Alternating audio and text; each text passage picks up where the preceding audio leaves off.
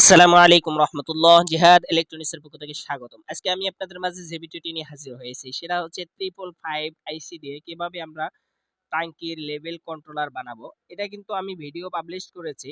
তো এক ভাই বলছে যে ভাই ডায়াগ্রামটা দিলে ভালো হয়, এজন্য কিন্তু আমি ডায়াগ্রামটা নিয়ে এসেছি।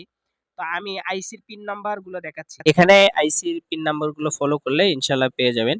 তো আমি আপনাদেরকে বলতেছি 2 নাম্বার পিন হবে আইস ট্যাঙ্কির পানি শেষ হয়ে গেলে রান হবে, এবং 6 নাম্বার পিন হচ্ছে অফ হয়ে যাবে, এবং 3 নাম্বার পিন দিয়ে আউটপুট হবে। ঠিক আছে, একটা ট্রানজিস্টরের মাধ্যমে রিলেকে কন্ট্রোল করতে পারবেন। ঠিক আছে, তবে এখানে রিলে মোটরের ঘোড়া হিসেবে বা মোটর হার্টস হিসেবে রিলে কিন্তু এখানে বসাতে হবে।